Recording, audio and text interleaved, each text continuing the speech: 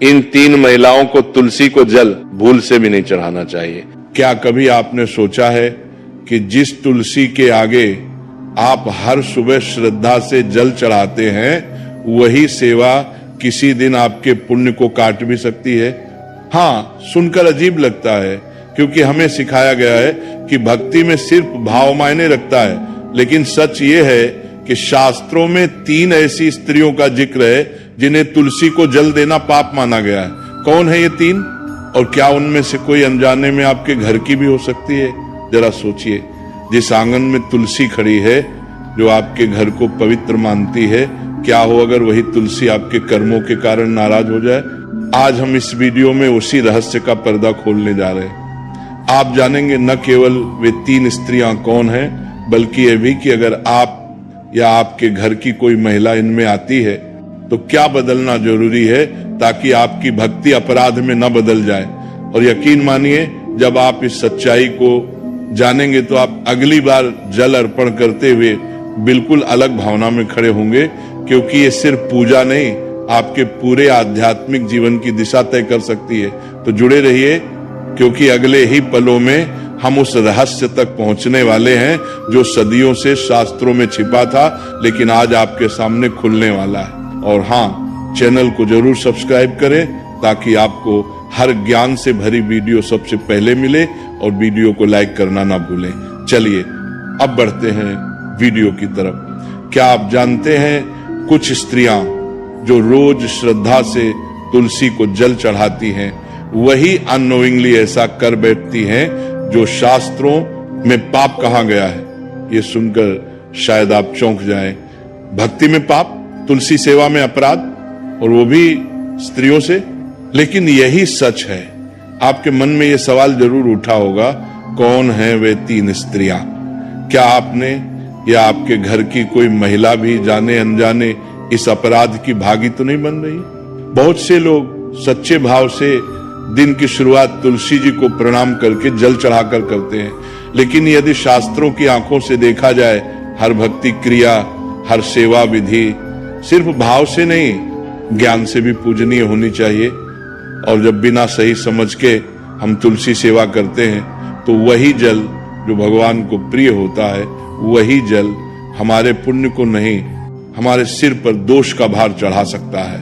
तुलसी सिर्फ एक पौधा नहीं, वो देवी हैं, भगवान की परम प्रिया हैं। उनके पास जाने से पहले भी किसी विशेष प्रकार की स्त्रियों को सावधान कर दिया गया है। और अमीन, आज हम उसी रहस्य पर से पर्दा उठाएंगे, उन 3 स्त्रियों के बारे में जानेंगे जिन्हें कभी भी तुलसी को जल अर्पित नहीं करना चाहिए।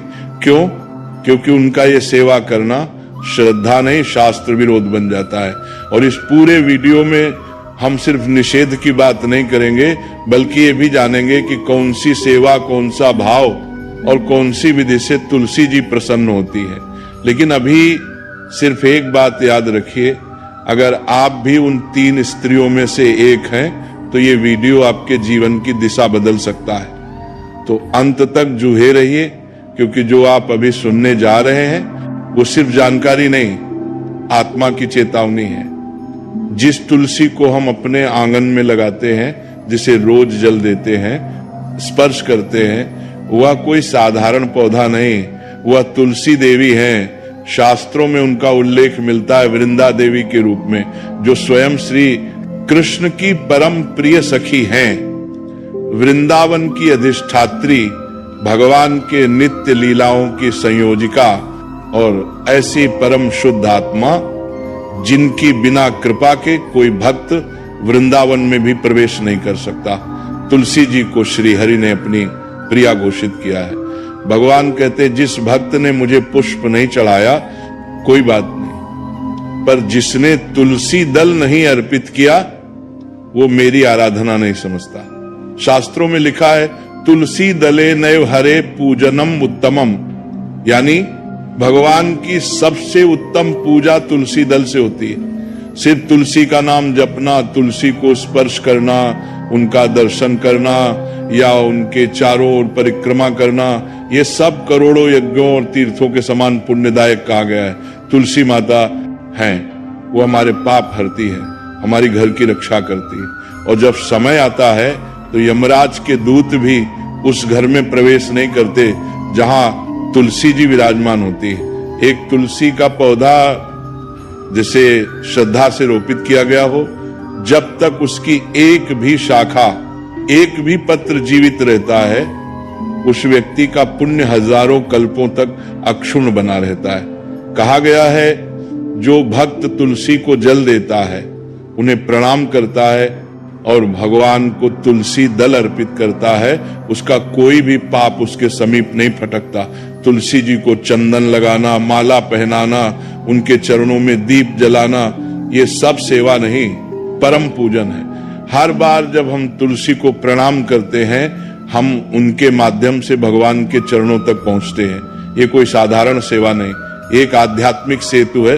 तुलसी के माध्यम से हम भगवत प्रेम से जुड़ते हैं, लेकिन जिसे हम पूजा समझते हैं, माध्यम से जुड़ते हैं। यदि उसके नियमों को नहीं समझा तो वही सेवा अनजाने में अपराध बन जाती है। इसलिए समझना जरूरी है।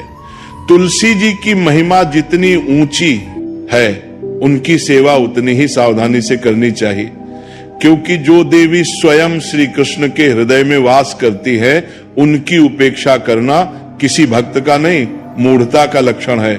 अब तक हमने तुलसी जी की दिव्यता को जाना, उनकी महिमा को समझा, लेकिन एक सवाल रह गया है, क्या हम सच में तुलसी जी की सेवा सही ढंग से कर रहे हैं? हर दिन सुबह श्रद्धा से जल अर्पण करना, दल तोड़कर भगवान को चढ़ाना, मंजरी चुनना, तुलसी को प्रणाम करना, हम में से कई लोग ये सब करते हैं। लेकिन क्या कभी आपने सोचा कि हमारी ये सेवा अनजाने में पाप का कारण बन सकती है?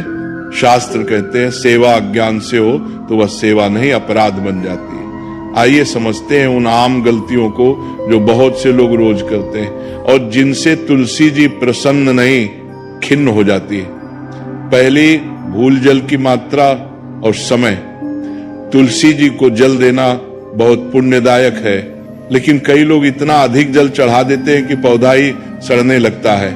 शास्त्र निर्देश देते हैं, सुबह के समय सूर्योदय के बाद थोड़ा सा शुद्ध जल, वह भी तांबे के पात्र से, और तुलसी के मूल में देना चाहिए, पत्तों पर नहीं। अधिक जल देना या किसी भी समय देना, विशेषकर रात्रि या संध्या के समय, ये सेवा नहीं, अनजाने में दोष बन जाता है। दूसरी भूल, द्वादशी तिथि पर दल तोड़ना, ये सबसे गंभीर भूलों में से एक है। द्वादशी तिथि यानी एकादशी के अगले दिन, उस दिन तुलसी जी विश्राम में होती हैं। शास्त्र कहते हैं, द्वादश्याना स्पृशित तुलसीम, उस दिन न तो उन्हें स्पर्श करें, न पत्तियां तोड़ें और न ही कोई दल सेवा करें। अगर द्वादशी को तुलसी का एक भी पत्र तोड़ लिया तो ब्रह्म हत्या समान पाप लगता है। ये बात संतों ने बार बार चेतावनी स्वरूप कही है। तीसरी भूल, बिना प्रार्थना के दल तोड़ना। बहुत बार हम तुलसी के पत्ते ऐसे ही तोड़ लेते हैं जल्दी में, भावहीन, मानो कोई साधारण झाड़ी हो, लेकिन तुलसी जी से पहले प्रार्थना करनी चाहिए। हे वृंदा देवी, हे तुलसी माता, हम श्री हरि की पूजा हेतु आपके कुछ पत्तों का चयन करना चाहते हैं, कृपया हमें आज्ञा दें। जब तक ये भावना और अनुमति नहीं, तब तक तोड़ा गया हर पत्र सेवा नहीं, अश्रद्धा माना जाएगा। चौथी भूल, तुलसी जी को छाया में रख देना। कई लोग तुलसी को घर के कोने, बालकनी या रसोई के पास रख देते हैं, जहां ना धूप है ना खुलापन। तुलसी सूर्य की पुत्री है, उनका स्थान धूप में होना चाहिए। अंधकार और नमी से उनका तेज घटता है। यह सारी बातें बताने का अर्थ सिर्फ डराना नहीं है, बल्कि याद दिलाना है कि सच्ची सेवा ज्ञान पूर्वक होती है और अज्ञान सेवा नहीं, पाप की ओर ले जाती है। अगर भाव है तो सेवा को शास्त्र सम्मत दिशा दीजिए, और अगर सेवा है तो उसमें सावधानी और श्रद्धा दोनों होनी चाहिए। तो अब वह क्षण आ गया है जिसके लिए आपने अभी तक इस वीडियो को देखा और जिसे सुनने की उत्सुकता शुरू से आपके भीतर बनी रही। 3 स्त्रियां कौन हैं जिन्हें तुलसी को जल अर्पित नहीं करना चाहिए? क्या वो कोई जाति है, कोई उम्र या कोई विशेष सामाजिक वर्ग? नहीं, ये 3 स्त्रियां कोई बाहरी पहचान नहीं बल्कि आंतरिक स्थिति और मानसिक दशा का संकेत है, और इनका विवरण हमें शास्त्रों और संतों के वचनों में मिलता है। तो सुनिए एक एक करके। पहली स्त्री अभिमानिनी, अहंकार में डूबी स्त्री। ये वह स्त्री है जिसके मन में भक्ति नहीं, दिखावा है। वह तुलसी को जल चढ़ाती है पर भीतर अहंकार होता है। मैं पूजा करती हूँ, मेरे बिना घर का पूजन पूरा नहीं, मैं सबसे श्रेष्ठ हूँ, शास्त्र कहते हैं। भक्ति का मूल है नम्रता। जहां अहंकार आया वहां सेवा खंडित हो गई। ऐसी स्त्री का तुलसी को जल देना तुलसी जी का नहीं, अपने अहंकार का सिंचन है। दूसरी स्त्री रजस्वला, मासिक धर्म में स्थित स्त्री। ये अत्यंत संवेदनशील विषय है, लेकिन हमारे शास्त्रों में रजस्वला स्त्री को विश्राम और आत्मशुद्धि की अवस्था माना गया है। इन दिनों में ना तुलसी को छूना चाहिए, ना मंदिर जाना, ना भगवान का भोग बनाना, और ना ही तुलसी को जल देना। ये कोई तिरस्कार नहीं बल्कि संरक्षण है शरीर और चेतना दोनों का। जो स्त्रियां इस अवस्था में तुलसी सेवा करती हैं उन्हें अनजाने में दोष लगता है, क्योंकि वे उस अवस्था में दैवी ऊर्जा को ग्रहण नहीं कर पाती बल्कि उसे बाधित कर देती है। तीसरी स्त्री अशुद्ध विचारों वाली, मन और कर्म से दूषित स्त्री। ये वह स्त्री है जो बाहर से पूजा करती है पर भीतर द्वेष, चुगली, कलुषित विचार या अपवित्र कर्मों में लिप्त रहती है। तुलसी जी को जल देना केवल बाहरी क्रिया नहीं है, ये एक पवित्र संकल्प है। अगर भीतर कटुता, क्रोध, छल, वासना या पाप का प्रवाह है तो वह जल तुलसी जी को अर्पण नहीं, अपवित्रता में डुबाने का कार्य करता है। शास्त्र कहते हैं अशुद्ध अंत करण से की गई सेवा देवताओं को अस्वीकार्य होती है।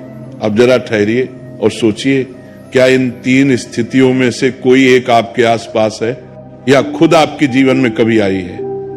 अगर हां, तो ये जानना जरूरी है कि श्रद्धा से पहले शुद्धता चाहिए, सेवा से पहले सजगता चाहिए।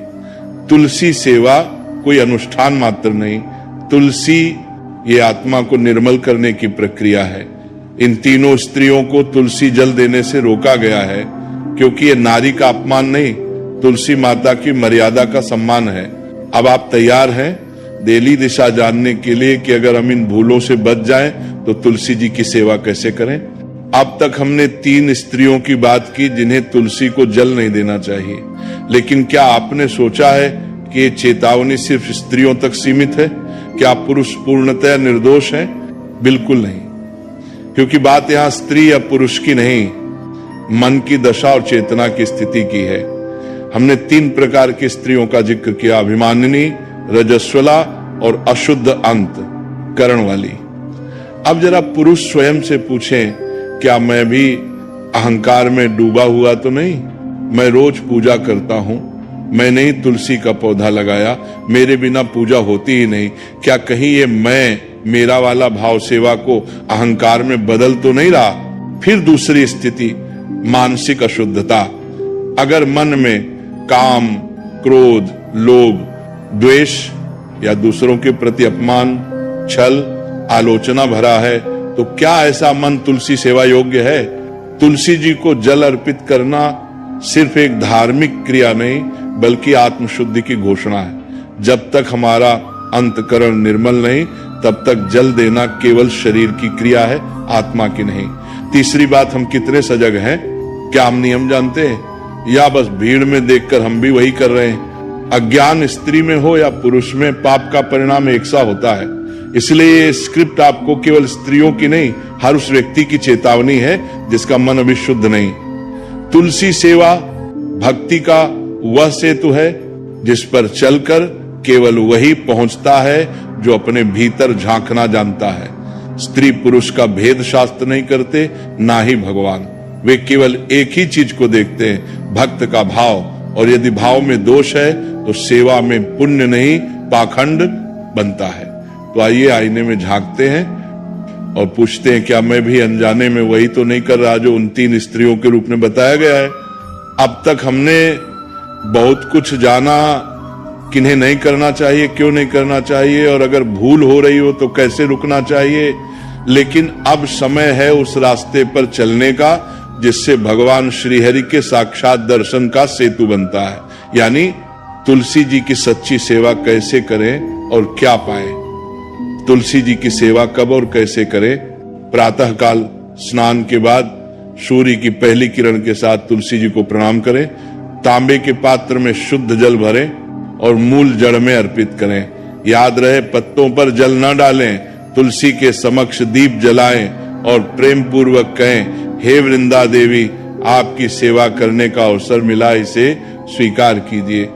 कभी भी तुलसी के पत्ते बिना प्रार्थना और अनुमति के ना तोड़ें। पहले भाव से कहें, हे देवी, प्रभु की पूजा हेतु आपके कुछ पत्तों की आवश्यकता है, कृपा करके दीजिए। पत्तों को नाखून से नहीं, कोमल अंगुलियों से तोड़ें और केवल सुबह के समय द्वादशी तिथि को तो बिल्कुल भी नहीं। उनके चारों ओर 3 या 7 परिक्रमाएं करें और नाम जप करें, श्री तुलसी देवी नमः। क्या फल मिलता है इस सेवा से? तुलसी जी की सेवा से पापों का नाश होता है, वो पाप भी जो अनजाने में हो गए। उनके एक पत्ते से 1000 यज्ञों के समान पुण्य मिलता है।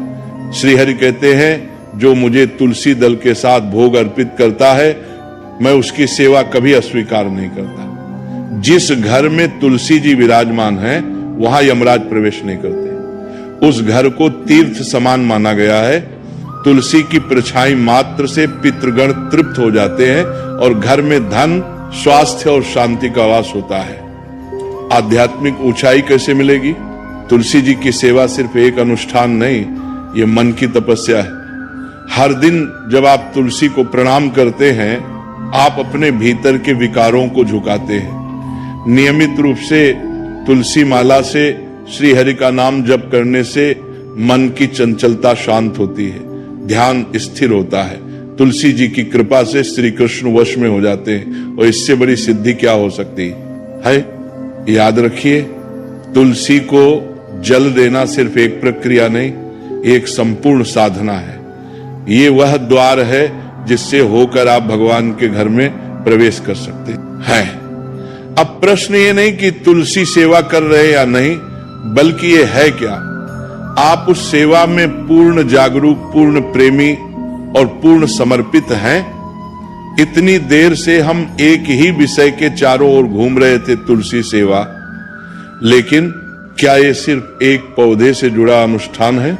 नहीं, ये तो हमारे भीतर की पवित्रता की परीक्षा है। ये तो हमारे मन के आंगन में खिले वृंदावन की खोज है। तुलसी जी केवल भगवान की प्रिया नहीं, वो हमारी भी माता है, हमारी आत्मा को शुद्ध करने वाली, हमें पापों से छुड़ाने वाली और अंततः हमें भगवान के समीप ले जाने वाली।